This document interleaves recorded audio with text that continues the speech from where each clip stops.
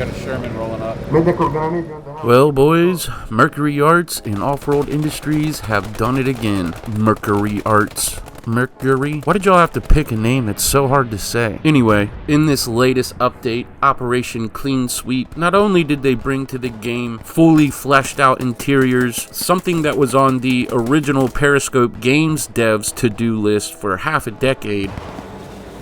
Oh, they just drove something right in here. They have also updated a buttload of visual effects, new logistics, buildables, and emplacements, 16 new weapons spanning all factions, and the massive tunnel network has been added to the Maginot line map.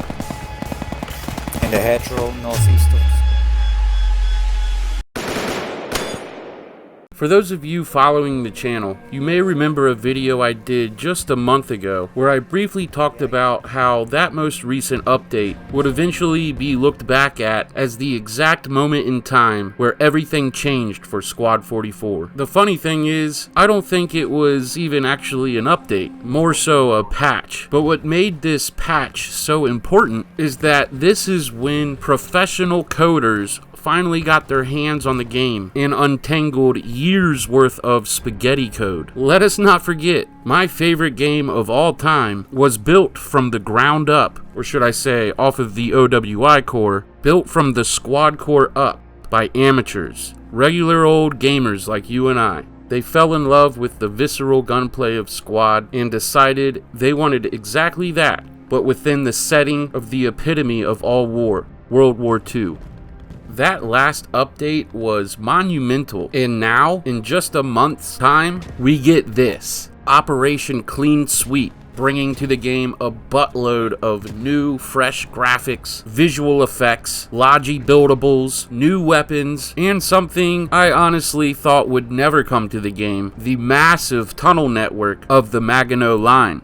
Some of you that have been with Squad 44 since the very beginning may remember seeing on one of the old road maps that Periscope Games, the old devs, planned on not only reworking all of the Chapter 1 maps, but eventually fleshing out all of the interiors of every single Chapter 1 building. Not only have they added in furniture to give each building a more lived-in feel, but they have fixed a lot of the lighting, updated the textures. Some of the buildings got fresh new wallpaper. For you young folks that don't know what wallpaper is, it was an interior design fad, I guess you could call it, that died out in the late 90s. Top middle window, I'm pushing them. Where instead of painting your walls or adding some kind of texture, you would glue this wallpaper onto the wall that typically had some kind of hideous pattern. It was terrible, and everyone knew it, and yet somehow it clinged to life right up to about the turn of the century. Actually, I remember seeing some idiots are trying to bring it back. Anyway, so all of the Chapter 1 maps have received updated textures, fixed lighting, fully furnished building interiors, and most importantly, I got the MG. to a lot of you still playing on a toaster, all of this has been done with optimization and performance in mind.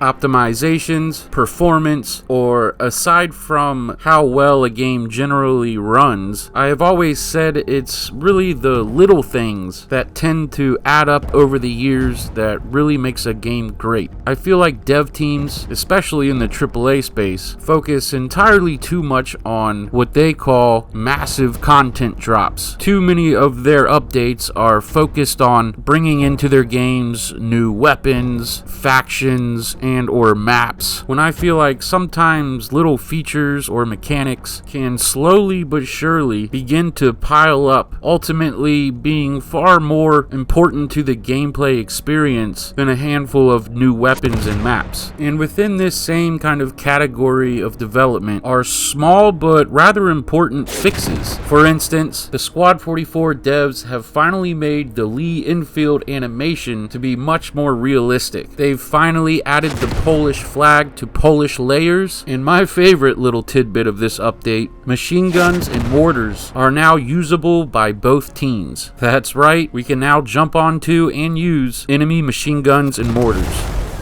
One of the most underappreciated things about Postscriptum and now Squad 44 is its night maps. The only other game that really pulled off fighting with guns at night, quite like Squad 44 here, in my humble opinion, you'd probably have to go back to the original Insurgency. Saying that to say, these new muzzle flash visual effects are going to make fighting at night even more immersive and visceral.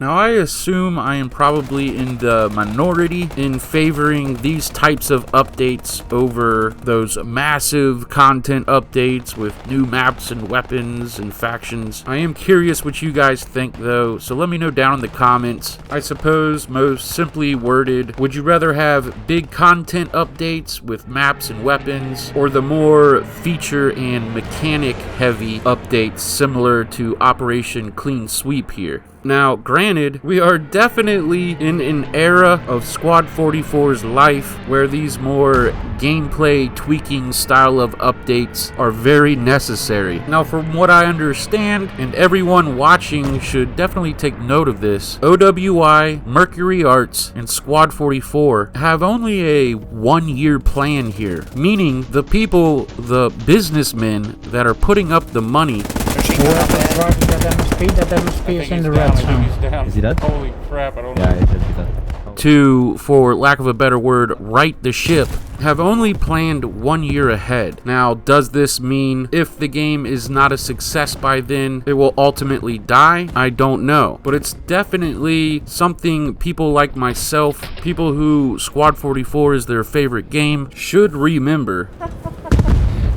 In fact, it was this sentiment exactly that ultimately inspired me to create this channel. The futuristic war game I had always imagined in my mind since playing games like Commando and Guerrilla War on Nintendo. The game I always wanted to play is now actually a thing, and I just wanted to do whatever little I could to promote and help this very niche indie project along in any way I could. So yeah, man, as corny as it may sound, do your part. Yeah, please do whatever little you can to help get this game out there. Albeit as niche as its audience is, every day there is somebody new who discovers Squad 44 for the first time and thinks to themselves, how am I just now finding this? Even if it's simple as telling your friends about it, or maybe even being a little more pushy.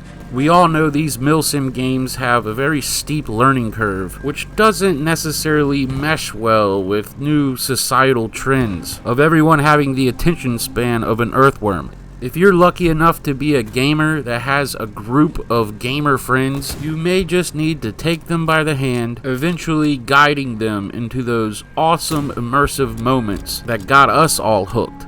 You know, instead of playing for an hour and a half, returning the game, and writing a review about how it's a running simulator. Anyway, like I said in the last Squad 44 update video, we really are on the cusp of a Squad 44 renaissance, if you will. Oh, right behind us, right behind us, right behind us.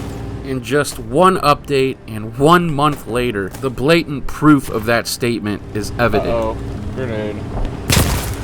I hope you guys are as excited for the future of Squad 44 as I am. Please do subscribe to the channel if you haven't already. We are slowly but surely creeping up on that 10,000 subscriber mark. Thank you to each and every one of you. As always, a special shout out to my channel members, the Mil-Simp minions, my inspiration. I will see you boys in the next one.